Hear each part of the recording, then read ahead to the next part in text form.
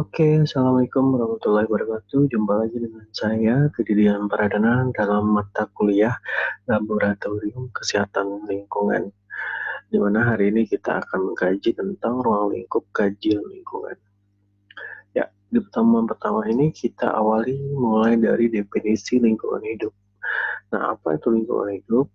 Lingkungan hidup adalah kesatuan ruang dengan semua benda, daya, keadaan dari makhluk hidup termasuk manusia dan perilakunya yang mempengaruhi kelangsungan kehidupan dan kesejahteraan serta makhluk hidup yang lain.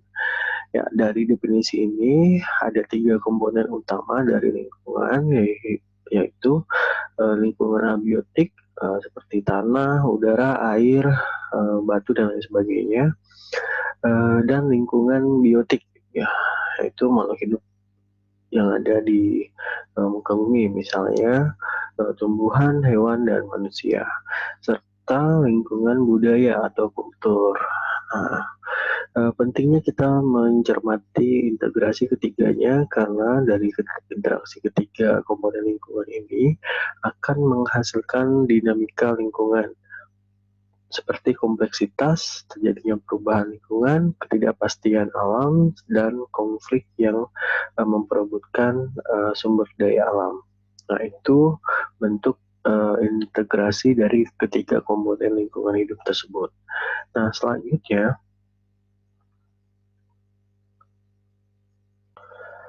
baku mutu lingkungan hidup. Nah, baku mutu lingkungan hidup eh, sering sering sekali terjadi perbedaan pendapat antara masyarakat tentang kondisi lingkungan yang ada. Misalnya, seseorang mengatakan bahwa sungai tersebut telah tercemar, tapi ada juga yang masih mengatakan sungai tersebut masih baik-baik saja.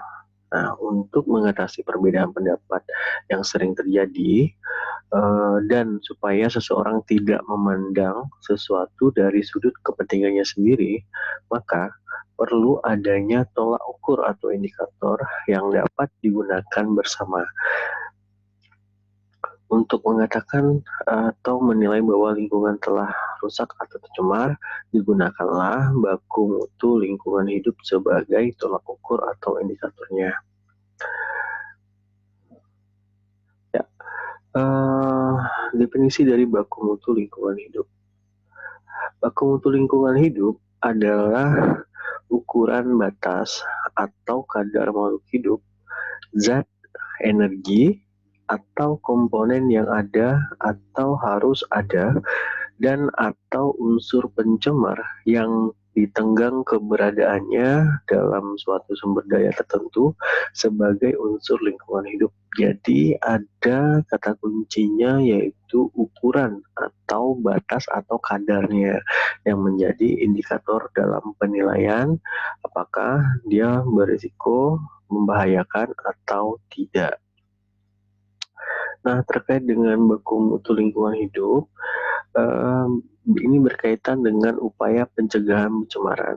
Nah, untuk mencegah terjadinya pencemaran lingkungan oleh berbagai aktivitas tersebut, maka diperlukan ataupun dilakukan pengendalian terhadap pencemaran lingkungan dengan cara menetapkan baku mutu lingkungan sebagai indikatornya.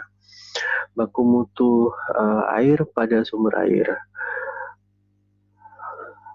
baku mutu limbah cair, baku mutu udara ambien, baku mutu udara emisi, dan lain sebagainya. Ini merupakan contoh dari penetapan baku mutu lingkungan sebagai upaya untuk mencegah terjadinya pencemaran lingkungan.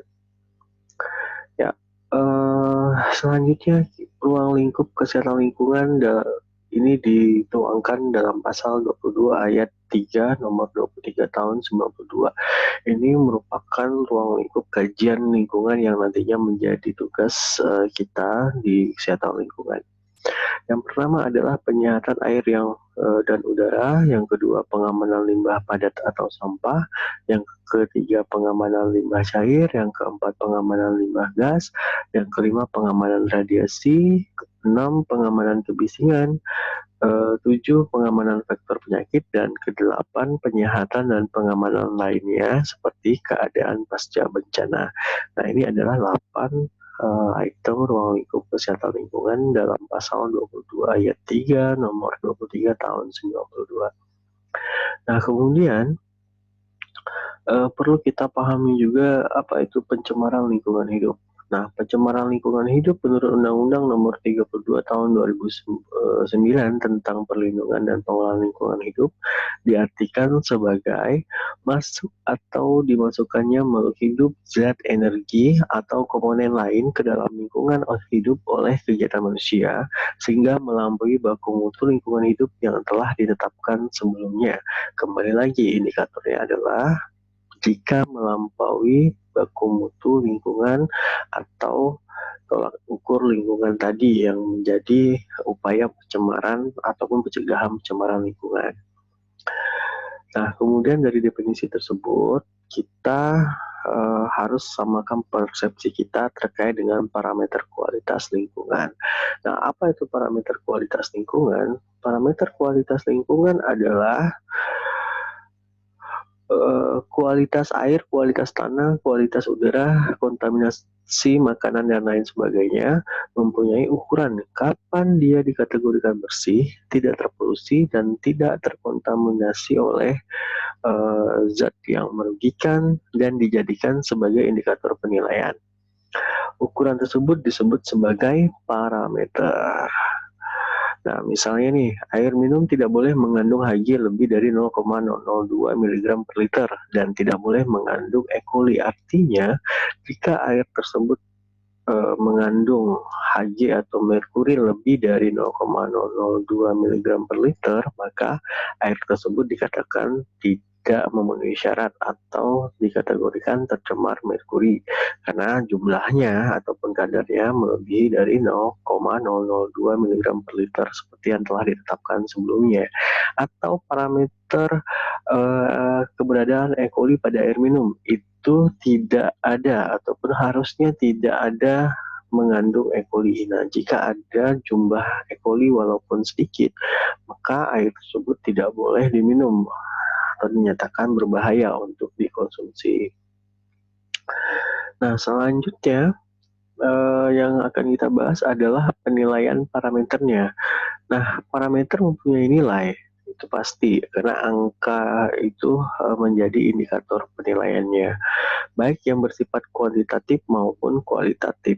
Parameter kualitas lingkungan harus kuantitatif supaya ukurannya menjadi objektif atau jelas ada angka sebagai indikatornya. Nah, biasa yang kita gunakan sebagai parameter adalah referensinya dari WHO, UNEP, EPA, NIOSH, OSHA, FDA, dan CDC. Nah, untuk di Indonesia sendiri, Kementerian Lingkungan Hidup menjadi indikator untuk pencemaran lingkungan dan keputusan Menteri Kesehatan atau Kemenkes menjadi indikator dalam penilaian kesehatannya. Nah, di selanjutnya yang akan kita bahas adalah Pollution Index atau IP atau PI. Nah, Pollution Index menurut keputusan Menteri Lingkungan Hidup tahun 2003, indeks yang berkaitan dengan senyawa pencemar yang bermakna untuk suatu peruntukan. Indeks ini dinyatakan sebagai indeks pencemaran.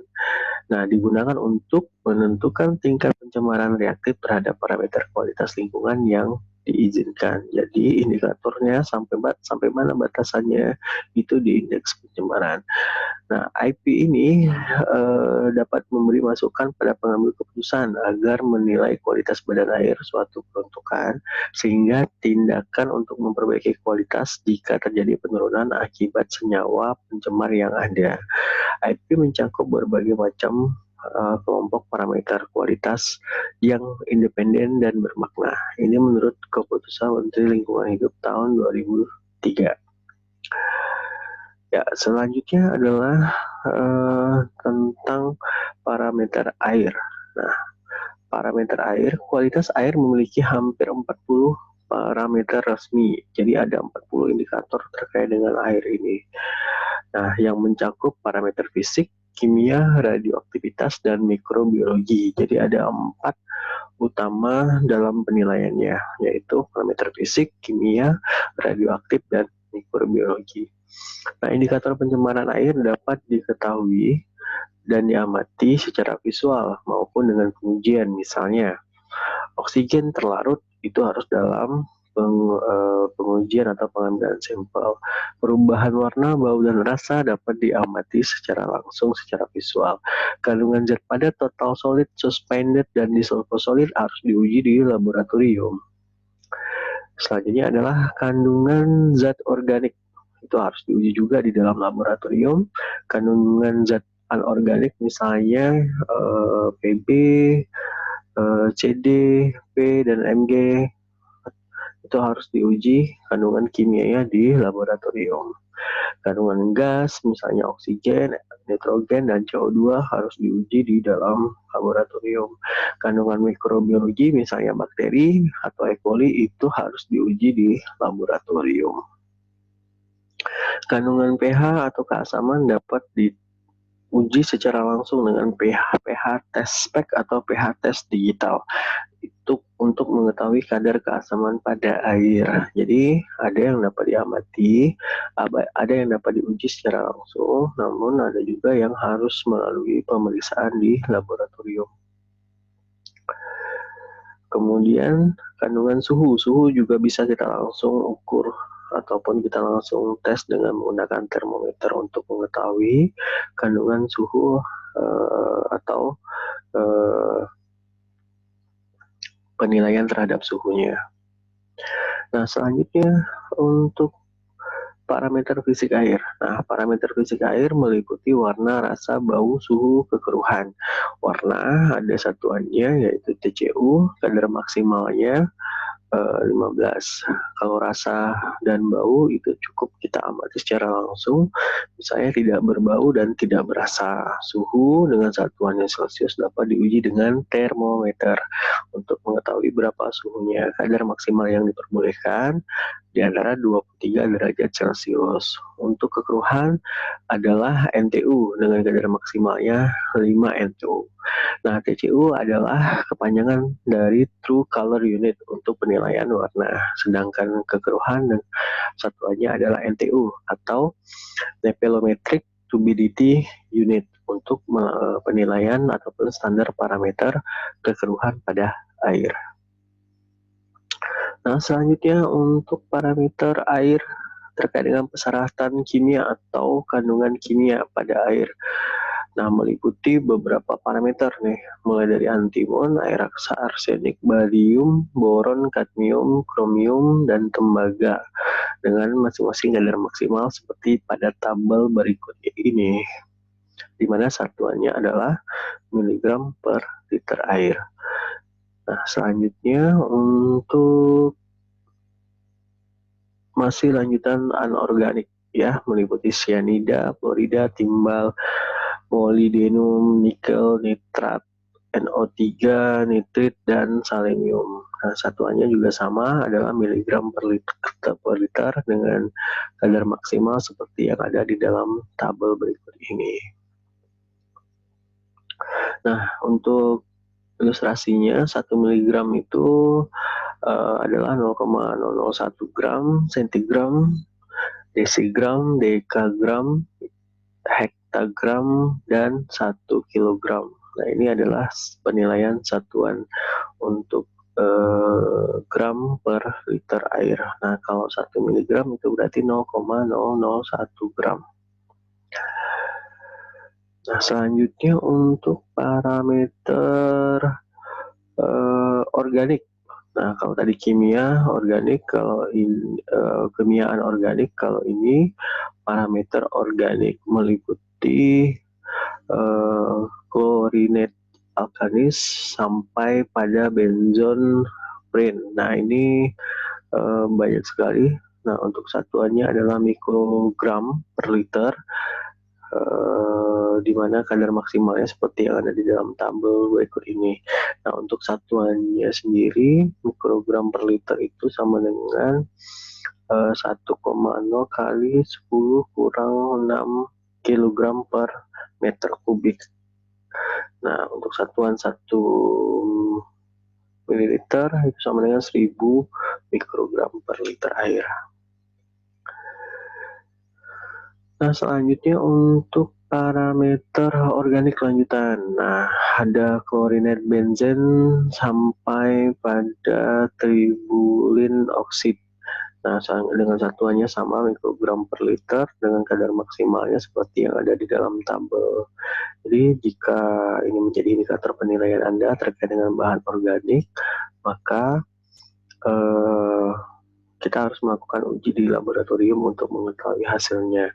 Nah, dimaksudkan di sini dengan kadar maksimal seperti yang ditentukan, artinya jika di bawah kadar maksimal, indikator tersebut atau item penilaian tersebut dari bahan-bahan atau zat tersebut masih ditoleransi atau masih diperbolehkan, karena masih di bawah ambang batas kadar maksimalnya. Nah, selanjutnya untuk bahan kimia yang kemungkinan dapat menimbulkan keluhan, misalnya amonia, amonium klorida, tembaga, kesadahan hidrogen, besi, mangan, pH, sodium sulfat, kadar zat padat terlarut, dan seng. Nah, ini adalah satuannya ya, di mana menggunakan satuan miligram per liter air dengan kadar maksimal seperti yang ada di tabel berikut ini. Nah, khusus untuk pH atau keasaman pada air itu memiliki indikator yang berbeda dibandingkan dengan yang lain. Kalau yang lain adalah kadar maksimal, kalau untuk keasaman dia menunjukkan rentang yang ditoleransi, yaitu tidak boleh di bawah 6,5 dan tidak boleh di atas 8,5.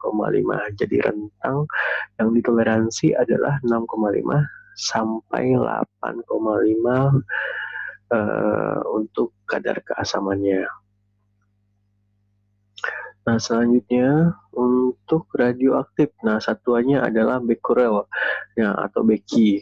Nah, untuk ini ukurannya tidak energi ukuran tingkatnya tidak energi dari emisi radiasi sumber energi, di mana satuannya adalah gross alpha activity dan gross beta activity dengan kadar maksimal 0,1 dan 1 becquerel per liter. Nah, ini bahaya radioaktivitas ini karena sangat berbahaya sekali buat kesehatan kita. Ini salah satunya yang pernah terjadi di distrik atau wilayah yang ada di salah satu kota di Ukraina. Ya, ini salah satu contoh pencemaran radioaktivitas akibat keberadaan nuklir. Nah, selanjutnya untuk pemeriksaan parameter air. Nah, untuk praktik pemeriksaan parameter air ini kita akan bahas di pertemuan berikutnya untuk praktik kajian terkait dengan pemeriksaan parameter air, meliputi pengambilan sampel sumur, sungai, air limbah, air keran, dan depot air. Nah, mungkin sekian teman kita untuk pengantar ini. Kita lanjutkan ke pembahasan kita berikutnya tentang praktik pemeriksaan parameter air. Sekian dari saya, kurang lebihnya saya mohon maaf. Assalamualaikum warahmatullahi wabarakatuh.